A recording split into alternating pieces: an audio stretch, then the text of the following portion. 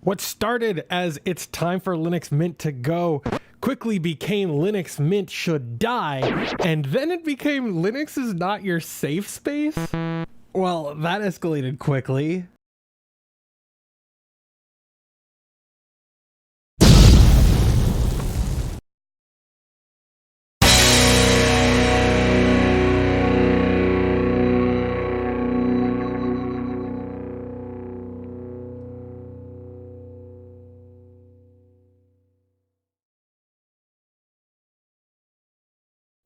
The Linux game pretty much summed everything up. Tech Republic did an article about how Linux Mint should go, and then there were a bunch of response videos such as Joe Collins' rant. But I really liked Switch to Linux take on all this. He did a great job at explaining why this article is wrong and why people don't like Linux Mint and why these reasons are all myths. So we're going to start out with myth number 1. We're actually going to get into all that. So let's go ahead and tackle number 1. Let's get into our Linux Mint myths. Number 1, Linux Mint is not secure. Joe Collins did a great job of countering this myth. There are a couple of factors here. Number 1, the website issue. February 2016, there was a hack on the website and somebody uploaded a malicious copy of one of the ISO images. And if you actually did what they recommend, download the ISO and verify it, you would have seen it, would not have verified, and you would not have used it. For 6 hours, they had a incorrect ISO on their site. They corrected the issue, they fixed the hack issue, and they fixed the ISO within a matter of 6 hours on a Saturday afternoon. Okay, so that's not really an issue. Everything has been hacked, and everything is going to continue to get hacked. Hackers, unfortunately, are part of this world. Now, as far as the operating system itself, is it secure? Absolutely. There was a time, again, Collins mentioned this in his video, there was a time when updating a kernel could completely destroy your system, and so Linux Mint held back kernel updates. They gave you a tool that you could update the kernel when you're ready, and it was separate from the update path. So you could actually manage the kernels, you could do it, but by default it kept the same kernels so that the system would not come crashing down. The website issue has nothing to do with Linux Mint at all as far as an operating system goes. Everybody gets hacked, and yes, they did modify it with some malware and upload that ISO. However, the bottom line is everybody gets hacked. Linux is open source, so it can be modified rather easily. So bottom line is verify your ISOs before you use them. So literally this myth should be squashed immediately, because it has nothing to do with Linux Mint and everything to do with hackers and bad people. Okay, myth number 2.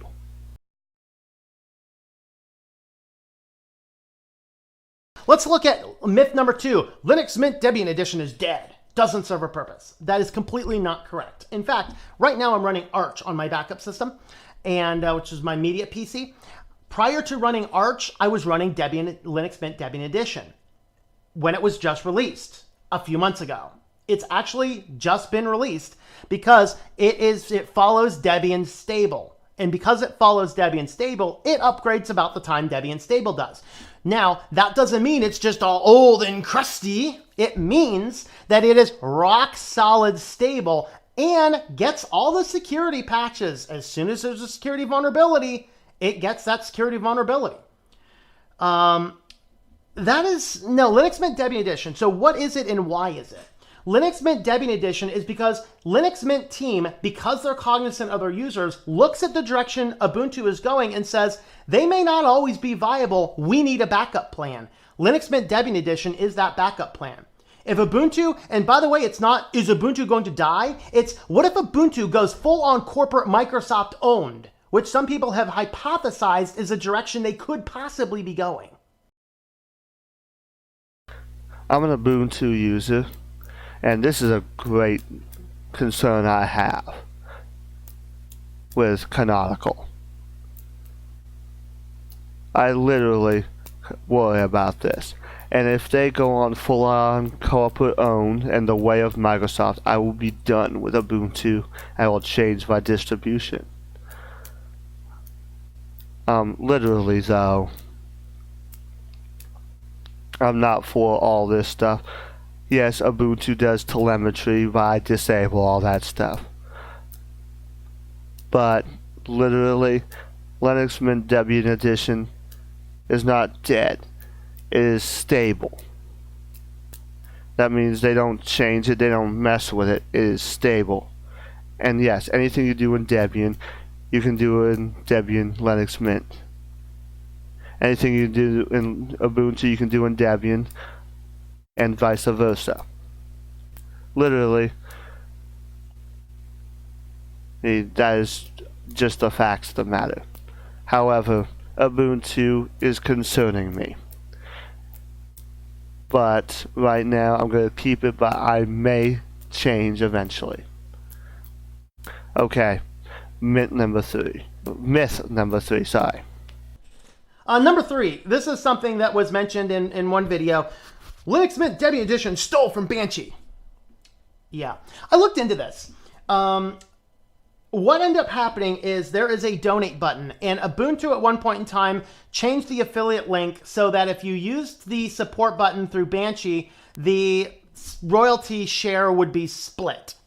And Linux Mint attempted to do the same thing, and they goofed up the code. They broke their affiliate link and kept, they broke the Banshee affiliate link, which goes up to the GNOME project, and kept theirs.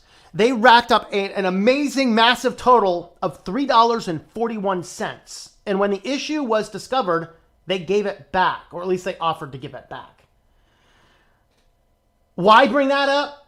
Because you don't like Linux Mint. I don't know. This is a non-issue. Everyone has their programming bugs and everyone makes mistakes. Let's move on. They offered to give the money back, and bottom line is everybody makes mistakes. Stuff happens.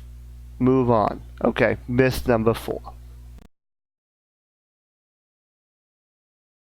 Because you don't like Linux Mint. I don't know. All right. Number 4 myth. You can't support any other desktop. That is incorrect. I actually have videos about how to put KDE on modern Linux Mint 19.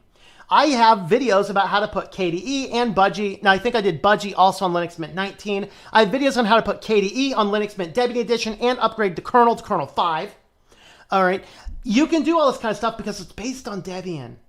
Anything you can do in Debian, you can do in Linux Mint Debian Edition. Anything you can do in Debian, you can do in Ubuntu for the most part. There's a few little odds and ends. Are they not? They're not officially supported. The reason they're not officially supported, the reason KDE was dropped from an official distribution, is because Linux Mint has a philosophy: simple and streamlined. There's a reason why we don't see many directly supported desktop environments in Linux Mint. Linux Mint has a philosophy of simple and streamlined operation, and they want everything to work directly out of the box without the need to do configuration. And really, XFCE, Cinnamon, and Mate are those types of desktop environments. They're the easiest to transition from Windows into. So, I mean, you'll probably never see a Linux Mint KDE or GNOME edition because these particular desktop environments generally need some configuration before you can use them efficiently. And Linux Mint is not about that. You can still use them. You may have to add a repository to install them. But the fact is, the matter is, you can use anything in Ubuntu that Ubuntu can use in Linux Mint or Debian. So literally, this is really a non-issue. You can do them. Just the Linux Mint team just doesn't directly support them. I cut a lot of things out that he said. I'm going to link the video in the description. he went on to talk about the Cinnamon desktop and its features and the features of Linux Mint and everything else. I mean, Linux Mint has a lot of tools and common libraries and all that stuff to make everything work out of the box, your videos, your web browsing, everything that Ubuntu doesn't necessarily have. And this is the reason why Linux Mint needs to stay, because it makes it really easy to transition from Windows to Linux with very little fuss. You don't have to know a lot about Linux to do it. Now, as far as all the tempers flaring and everything, everybody is going to have a different opinion. I have my own opinion. Distrotube, he has his own opinion. Joe Collins does.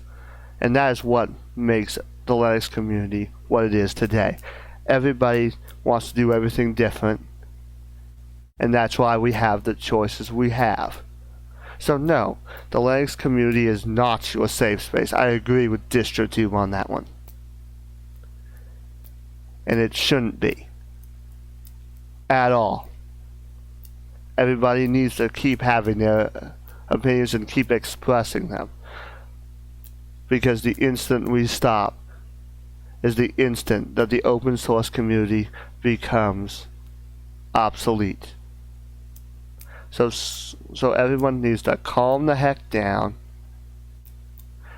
and we need to go back to expressing our ideas, because that is what makes Linux great.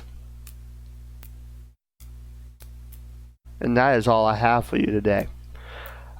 If you like this video, go ahead and hit the like, share, and subscribe. And go ahead and leave a comment in the description. I'd love to hear your thoughts and respond to them. Thank you for watching the Penguin Revolution today.